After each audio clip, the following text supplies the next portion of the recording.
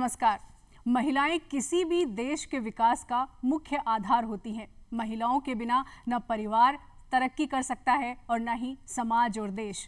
महिलाओं के लिए एक बहुत ही अहम शेर है हमारे देश के मशहूर शायर अल्लामा इकबाल साहब का।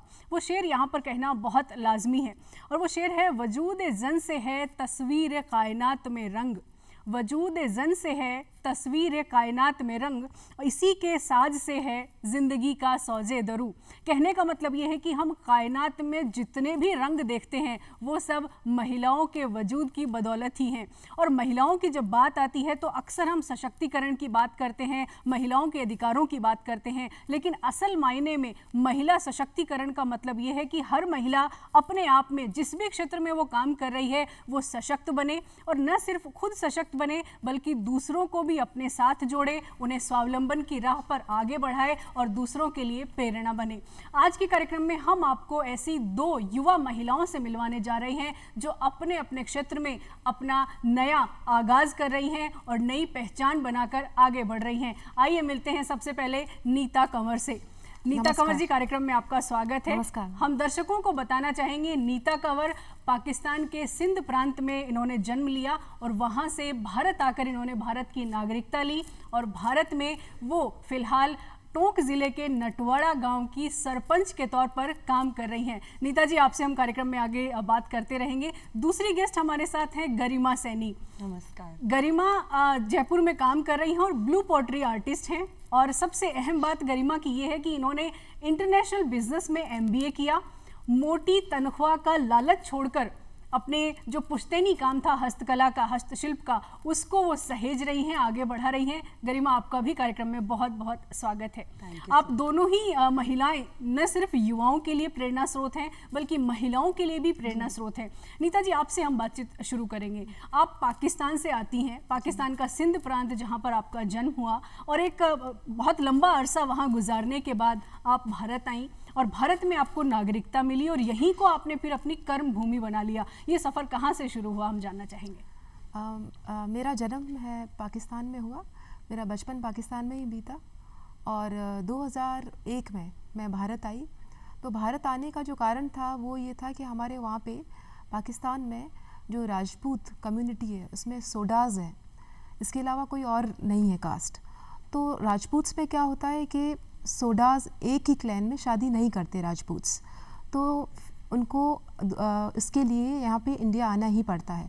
दूसरा रीज़न था मैं अच्छी हायर एजुकेशन लेना चाह रही थी, तो मेरा ये भी कारण था। तो फिर मैं यहाँ पे आई और यहाँ पे आके मुझे काफ़ी अच्छा लगा और एजुकेशन मेरी हुई। और एजुकेशन होने के बाद मेरा ये लंबा था प्रोसेस, क्योंकि मुझे नागरिकता जस्ट अभी 2020 में मिली है, जनवरी में। तो ये लॉन्ग टाइम था क्योंकि 19 इयर्स के बाद मुझे मिली है। उसके बीच में मेरे पास कोई ID प्रूफ नहीं था, ना तो मेरे पास कोई बैंक अकाउंट था, मेरे पास आधार नहीं था, पैन कार्ड नहीं था और वोटर ID भी नहीं था।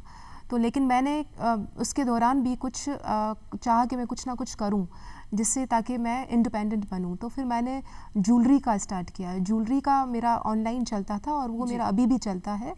और फिर मेरी एजुकेशन भी साइड बाय साइड होती रही। और इसके बाद जब मेरी शादी हुई, और शादी आपने भारत में की? जी मैं नीता जी, मैं दर्शकों को बताना चाहूँगी कि कई बार ऐसा होता है हम छोटी छोटी परेशानियों की वजह से या तो नया सीखना बंद कर देते हैं या फिर अपने आप में हम कमज़ोर होने लगते हैं। नीता जी एक उदाहरण है कि इनके पास अपनी पहचान नहीं थी, बावजूद इसके इन्होंने सीखना बंद नहीं किया और आज वो भारत में अपनी कर्म भूमि बनाकर वो समाज सेवा कर रही हैं, सरपंच के तौर पर काम कर रहे हैं। नीता जी, आगे भी मैं बात आपसे करूँगी। गरिमा, आपसे जानना चाहेंगे, भाई MBA करता है कोई भी तो एक ख्वाब होता है कि मोटी तनख्वाह होगी या बड़ी कंपनी में अच्छी पोजीशन पे जाएंगे। आपने वो लालच छोड़ा और आप अपनी पुश्तैनी कला को सहेज रही हैं, तो ये कैसे आइडिया आपके दिमाग में आया? एक्चुअली बचपन से ही पापा को इस कला को करते हुए देखा है, तो जैसे जैसे बड़ी हुई कला की तरफ हमेशा रुझान तो रहा ही। बट जब पापा को अपने 36 इयर्स इस कला को देते हुए देखा तो मुझे लगा कि अगर मैं इस कला को आगे नहीं बढ़ाऊंगी तो ये कला तो आने वाले वक्त में लुप्त हो जाएगी। क्योंकि जो ब्लू पॉटरी ऑफ जयपुर है वो एक तरह की लुप्त होती कलाओं में आती है। कुछ 150 कारीगर या आर्टिजन्स रह गए हैं जो इस कला को बना रहे हैं। तो पूरी दुनिया में जानी जाती है राजस्थान की ब्लू पोट्री, जयपुर के नाम से फेमस है, लोग जयपुर आते हैं, इसको एज अ सोवीनियर वो लेके जाते हैं।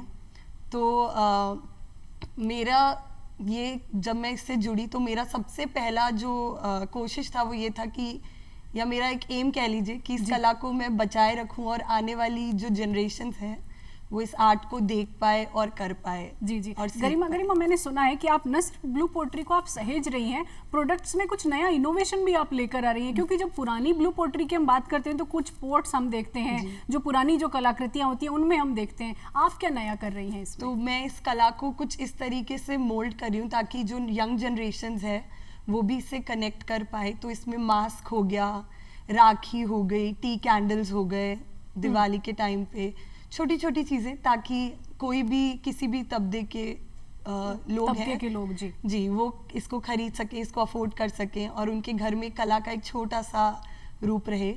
और मैं कस्टमाइज भी काम करती हूँ, जैसे अगर आपको आपके कोई सुंदर मेमोरी है उसको कस्टमाइजली किसी चीज पे करवाना है, पर्सनलाइज्ड प्रोडक्ट बना सकते हैं, पर्सनलाइज उस पे आई वर्क सो दैट लोग और उससे जुड़ सके इमोशनल लेवल पे भी। जी जी। तो गरिमा एक बात और मेरे जहन में आती है कि युवा अक्सर कुछ स्टाइलिश काम करना पसंद करते हैं, और खासकर जब वो MBA करते हैं तो उनका कुछ अलग ही ख्वाब होते हैं। आपने एक अलग फील्ड चुन लिया कि मुझे अपने ही जो पुश्तैनी काम है उसको मुझे सहेजना है। आपको चैलेंजेस क्या लगते हैं, क्योंकि बहुत सारे लोगों की टीम आपको चाहिए, जब कुछ इनोवेशन करते हैं तो बिना यूथ के तो काम करना बड़ा मुश्किल होता है। तो आपकी कितने लोगों की टीम है और कैसे काम कर रही हैं? अभी हमारे पास डायरेक्टली स्टूडियो पे मेरे 15 लोग काम कर रहे हैं। उसके अलावा हम गांव में जाके महिलाओं से डायरेक्टली इनडायरेक्टली उनको रोजगार दिला रहे हैं। हम कुछ ऐसी संस्थाओं के साथ भी कार्य कर रहे हैं जो हमें फंडिंग करती हैं ताकि हम उन्हें जाके जो भी हमारा खर्चा हो रहा है वो निकले और उनको एक रोजगार सीखने को मिले। तो उस तरीके से हम घर बैठे महिलाओं को वर्क फ्रॉम होम की एक बहुत अहम तरीका दे रहे हैं। ताकि तो इसमें कैसे काम महिलाओं को आप घर पे करने के लिए देते हैं? तो जैसे कुछ दिन हम उन्हें हमारे स्टूडियो बुलाते हैं ताकि वो देख सके कैसे क्या हो रहा है और वो क्या सीखने वाली हैं। फिर उसके बाद वो उन्हें हम घर पे रॉ मटेरियल और सब प्रोवाइड करवाते हैं और उसे हमारे स्टूडियो पे लाके पका लेते हैं। और जो भी मतलब उनका मेहनताना होता है वो उनको घर बैठे मिल जाता है। जी जी। तो ये बहुत अहम है गरिमा कि महिलाओं के पास दोहरी जिम्मेदारियां होती हैं। वो आर्थिक रूप से स्वावलंबी भी होना चाहती हैं, तो फिर अपने घर की जिम्मेदारियां भी उन्हें निभानी होती है। और ये बहुत अच्छा है कि वर्क फ्रॉम होम अगर उन्हें मिल रहा है तो वो न सिर्फ वो नया सीख सकती है बल्कि वो पैसा भी कमा सकती हैं। नीता जी, मैं आपसे जानना चाहूँगी कि बहुत सारी महिलाएं ऐसी हैं जो काम करना चाहती हैं लेकिन उनके पास वो अवसर नहीं होते कि वो नया कुछ सीख पाएँ। और खासकर ग्रामीण इलाके की जब हम बात करते हैं तो ग्रामीण इलाकों में तो अवसरों की बहुत कमी हो जाती है कई बार, क्योंकि महिलाओं के पास शिक्षा नहीं होती है या जो बाहरी चुनौतियां हैं वो भी बहुत सारी होती हैं। आप अपने जो नटवाड़ा गांव है उसमें आप क्या चुनौतियां देखती हैं कि महिलाओं के सामने ये चुनौतियां मैं देख रही हूँ जिन पर आपको काम करना है? मैंने जब मैं सरपंच बनी तो मेरे लिए महिलाओं के लिए और उनको आगे बढ़ाना मेरे लिए सबसे पहला अहम था। तो उसमें मैंने देखा महिलाओं के पास एक प्रॉपर गाइडेंस नहीं थी किसी चीज़ की, और उनके अंदर एक कॉन्फिडेंस नहीं था क्योंकि वो हमेशा घरों के काम में ही रहती है या खेत के काम में रहती है। तो मुझे हमेशा वो चीज़ रहती थी कि मैं इन महिलाओं के लिए कुछ करूं। तो फिर मैंने इसका स्टार्ट ऐसे किया कि किसी संस्था से मिलकर और मैंने उनके लिए स्किल डेवलपमेंट कोर्स स्टार्ट किया जिसमें ट्रेनर आती थी। इसमें हमारे कोर्सेज जैसे स्टिचिंग के हुए, पार्लर के कोर्सेज हुए और आगे जाके फिर हम इनके कंप्यूटर के और ये कोर्सेज हम रखेंगे। तो स्टार्ट जैसे स्टिचिंग का हुआ तो ट्रेनर हमारे तहसील से आई, अच्छी ट्रेनर आती थी। उसमें महिलाएं आई, वहाँ पे उन्होंने सीखा, हमने उनको सिलाई मशीनें वगैरह सब प्रोवाइड करी वहाँ पर और मटेरियल वगैरह। तो उनको ट्रेनिंग मिलने के बाद हमने उनको सर्टिफिकेट देना था हमको, तो वो भी उनको सर्टिफिकेट अब मिलेगा। जैसे ट्रेनिंग उनकी कंप्लीट होगी और प्रोडक्ट्स बनेंगे तो उनको सर्टिफिकेट भी मिलेगा। तो फिर जब महिला अपनी ट्रेनिंग कंप्लीट करने के बाद फिर मैंने सोचा कि इनका अब रोज़गार बढ़ाया जाए। तो रोज़गार बढ़ाने के लिए मैंने क्या करा, इधर उधर बुटीक से या फैक्ट्री से काम लेना स्टार्ट किया। जिसमें फैक्ट्री से मुझे काम मिला, बैग्स थे, तो उन महिलाओं को जाके मैंने वो वर्क दिया तो महिलाओं ने वो कंप्लीट करा और बहुत जोश से उन्होंने वो काम करा। काम करके वो प्रोडक्ट्स पूरे करके दिए और उसके जो फैक्ट्री में जो उनका आमदनी जो आई वो मैंने महिलाओं को ग्राम पंचायत नटवाड़ा में हैंड ओवर की। तो उससे उनको बहुत अच्छा लगा और एक उनका हौसला बुलंद हुआ। ये बहुत अहम है, क्योंकि जैसे ही महिलाएं आर्थिक रूप से कहीं ना कहीं सक्षम होने लगती है तो उनका हौसला तो बढ़ता ही है, निर्णय लेने की क्षमता भी उनमें आने लगती है, क्योंकि आत्मनिर्भर अगर नहीं होंगे तो फिर निर्णय नहीं ले सकते वो। आप दोनों में ही एक मैं कॉमन बात जो देख रही हूँ वो ये कि आप न सिर्फ आप खुद एंटरप्रेन्योर हैं बल्कि महिलाओं को जोड़ भी रहे हैं, दोनों ही उनको स्वावलंबन की ओर आगे बढ़ा रहे हैं, उनको रोजगार भी दे रहे हैं। आपने गाँव में, खासकर मैं अनीता जी आपसे जानना चाहूँगी, गाँव में बहुत सारे मानसिकता जो वो थोड़ी डिफरेंट होती है, तो आपको कभी ऐसी कोई चुनौती आई गांव में काम करने के दौरान कि आप तो किसी दूसरे इलाके से आती हैं और हमारे यहाँ जो काम है वो बड़ा अलग तरह का है, तो वो कोई चुनौती अगर आई है तो वो हम जानना चाहेंगे। चुनौतियाँ जैसे गांव में कुछ चीज़ें ऐसी है जो गांव के लोगों को समझाना थोड़ा डिफ़िकल्ट होता है, क्योंकि उनके पास प्रॉपर एक नॉलेज नहीं होती है। तो हमारा सबसे पहला, जैसे मैं सरपंच बनी थी 2020 में, मेरे सरपंच बनने के जस्ट 1-2 मंथ्स बाद कोविड स्टार्ट हो गया था। तो कोरोना कोविड का जो वो 2 इयर्स थे वो बहुत बड़ी चैलेंजिंग थे हमारे लिए, क्योंकि उसमें जो एक डर था, भय था, वो इवन महिलाओं में नहीं, पुरुष में भी था। तो उसमें हमने घर घर जाके, जो हमारे वर्कर्स थी गांव की आंगनवाड़ी की, वो घर घर जाके उनको प्रॉपर गाइड करती थी और उनको उनका हमारी सरकारी स्कीम्स में जैसे उनको किट मिलते थे मेडिसिन के, और वो सब उनका फीवर चेक करना, ये सब उनका उस डर से बाहर निकालना, उनको हमने उस डर से बाहर निकाल के और उनको पूरी गाइड किया। और फिर हम उनसे ग्रुप्स बनाते थे और हम मीटिंग्स रखते थे ताकि इनका और हौसला बढ़े और ये वीक ना फील करे। तो ये बहुत एक था। फिर हमारे लिए था सबसे बड़ा चैलेंजिंग था वैक्सीनेशन का, क्योंकि वैक्सीनेशन का ये गाँवों में लेडीज़ में, पुरुष में, सब में डर था कि हम कोविड का वैक्सीनेशन नहीं लगाएंगे क्योंकि ये लगाने से कुछ हो जाएगा, और वो ऐसा कुछ था नहीं। लेकिन उसके लिए भी फिर हमने क्या करा, गाँव में स्पीकर्स पे हमने पूरे गाँव पे करवाया इसका कि आप न डरिए नहीं। फिर हमने गाड़ियाँ लगाई और उन लोगों को गाड़ियों में बिठा के, और हमारे जहाँ पे कैंप लगते थे वैक्सीनेशन के गाँव में, वहाँ पे उनको वो कराए, ताकि उस डर से, वो बहुत बड़ा मेरे लिए चैलेंजिंग था। लेकिन क्योंकि कई बार ऐसा होता है कि जो डर मन में है ना, उसको बाहर निकालना बहुत बड़ा काम है, और ये एक बिलीफ सिस्टम भी बन जाता है हमारा, और उसको बदलना तो बहुत ही चुनौती भरा है। आपने निश्चित तौर पर ये बहुत ही अहम काम किया कि उस सोच को बदलकर एक प्रोग्रेसिव सोच में कहीं ना कहीं तब्दील किया आपने। महिलाएं जुड़ भी रही हैं आपके साथ। गरिमा, आपसे मैं जानना चाहूंगी, क्योंकि कोरोना काल की इन्होंने बात की, तो मैंने सुना है कि आपने भी उसी पीरियड में इस कला को पूरी तरह से अपने पिताजी से सीखा। आपके पिताजी भी राष्ट्रीय पुरस्कार प्राप्त हैं, श्री गोपाल सैनी जी। तो वो अनुभव कैसा था, क्योंकि उस कला की बारीकियां सीखना बेहद जरूरी है। एक्चुअली मैं कहूँगी कि कोविड टाइम हमारे लिए एक तरीके से पर्सनल लेवल पे काफ़ी फ्रूटफुल रहा, क्योंकि उस टाइम पे वर्कलोड इतना नहीं था, क्योंकि लोग ट्रैवल नहीं कर रहे थे और इधर उधर आ नहीं रहे थे। तो मुझे पापा के साथ काफ़ी क्वालिटी टाइम मिला, जिसमें उन्होंने मुझे और डिटेल में इस कला को और भी बारीकी से समझाया। दो मैंने जैसे बताया बचपन से देखा, और पिछले 7 साल से मैं उनके साथ ये कार्य कर रही हूँ। तो पर वो 2 साल, वो 1 साल तो आई थिंक खासकर, क्योंकि उस टाइम पे हमारे पास कोई डिस्ट्रैक्शन नहीं होता था। बिल्कुल। तो वो बैठ के हमने ऐसे ऐसे काम करे जो हमने शायद सोचा भी नहीं था, क्योंकि हमारी कला के लिए बहुत समय, धैर्य चाहिए होता है। आप एक दिन में नहीं कर सकते। एक पीस बनाने में जो हमें 1.5 महीना लग जाता है, तो उस टाइम वो बारीकी से और धैर्यता से वो कार्य करने का हमें मौका मिला।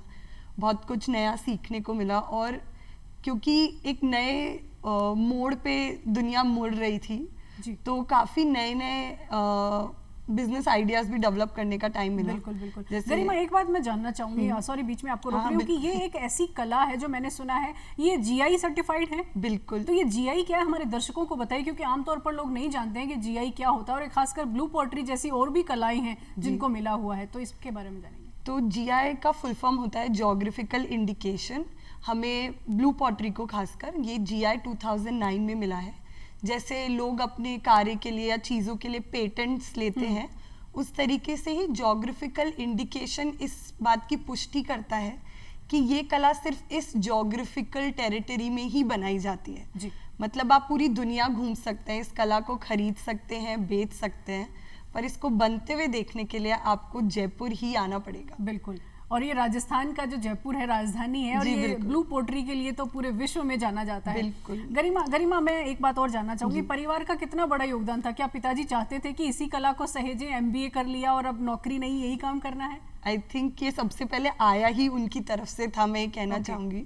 और मेरी पूरी ज़िंदगी में मेरे परिवार का जितना सपोर्ट रहा है, क्योंकि हम प्राउड 2 डॉटर्स हैं, और जैसा कि हमारे समाज में बेटियों को इतना आगे नहीं बढ़ाया जाता, पर मेरे मॉम डैड का जो सोच था वो शुरू से ये था कि हमारा जो भी है ये है, और इन्हें वो हमें बेहतर इंसान बनाना है, ताकि आने वाले लोगों के लिए भी ये एक मिसाल की तरह रहे।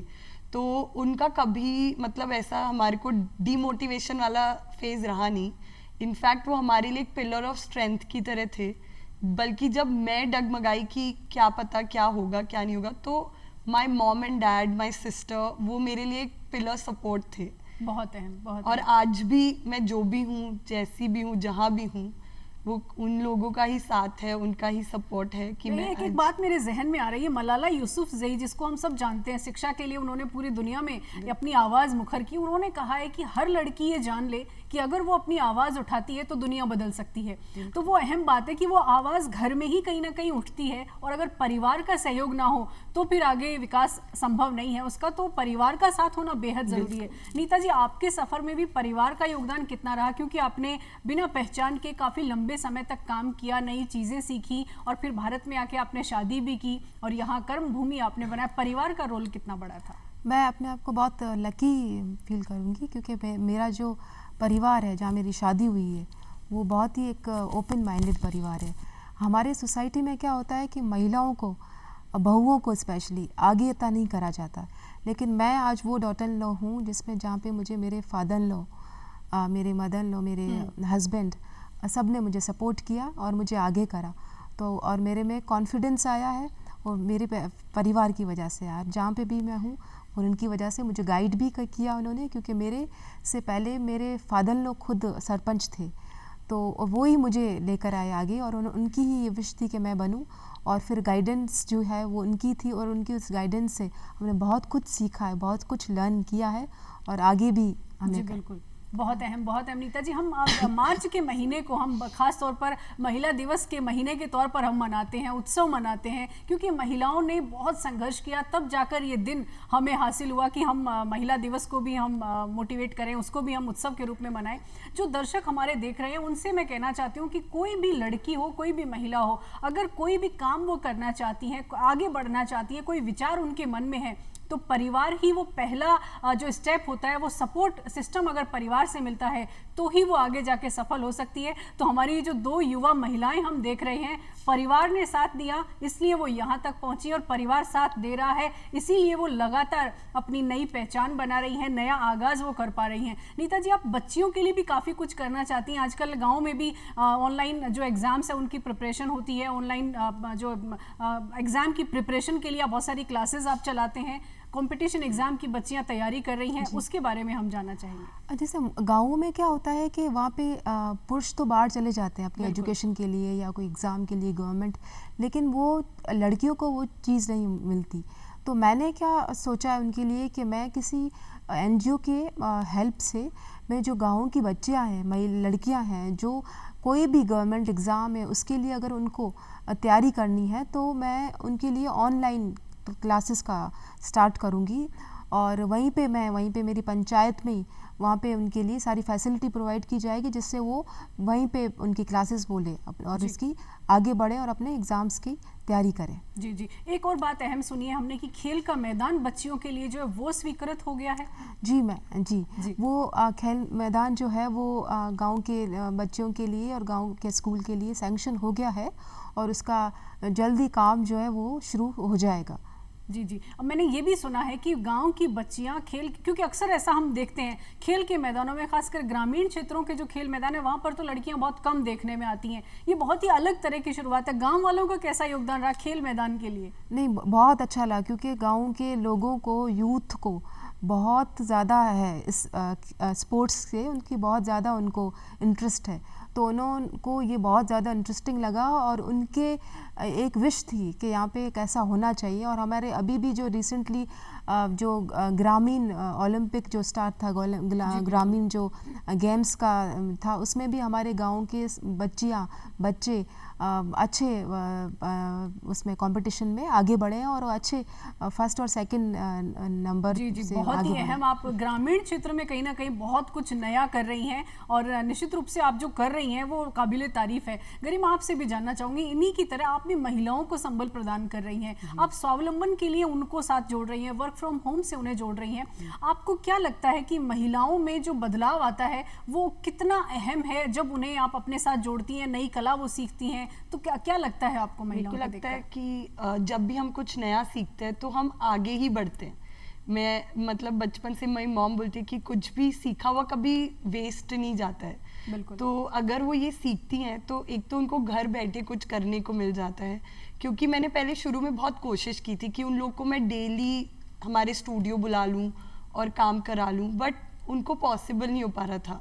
उनके एक डेढ़ साल के कई के इतने छोटे छोटे बच्चे हैं, तो उनको छोड़ के आना उनके लिए बहुत बड़ा चैलेंज हो गया था। तो वो सब देखते हुए, क्योंकि मुझे तो जोड़ना था लोगों को, तो फिर मैंने उसके धीरे धीरे, पहले मैं उनको कलरिंग का सामान दे के आती थी, फिर अब कलरिंग का जैसे से उन्होंने सीखा तो मैं फिर अब उनको रॉ मटेरियल दे के आती हूँ कि अब आप इससे बना के दीजिए। तो कुछ 2-4 दिन तो वो मैनेज कर सकते हैं, पर अगर आप महीने भर का समय लें तो वो थोड़ा उनके लिए मुश्किल हो जाता था। बिल्कुल। तो इसीलिए उनको घर बैठे, तो उससे उनमें कॉन्फिडेंस आने लगा कि वो खुद से भी कुछ कर सकती है। बिल्कुल। क्योंकि हमारे समाज में आज भी कई तबके ऐसे हैं जहाँ पे लोगों को, महिलाओं को इतनी बोलने की आज़ादी नहीं है, इनफैक्ट कुछ करने की भी आज़ादी नहीं है। उनको सिर्फ एक घर की सीमा तक ही सीमित रखा जाता है। तो उधर तक उनको उन घर की सीमा में ही काम देना ये बहुत अहम है। हाँ, उससे उनके लिए एक नई अपॉर्चुनिटी, और उनके पास पैसा आ रहा है। तो एक मॉनेटरी, एक इंडिपेंडेंस जब किसी में आती है तो मुझे लगता है कि सबसे बड़ा बदलाव सेल्फ कॉन्फिडेंस बढ़ता है। बिल्कुल। और ये सेल्फ कॉन्फिडेंस ही वो है, किसी ने कहा है कि एक महिला के लिए, एक लड़की के लिए सबसे बड़ी सुरक्षा है उसका अपना साहस।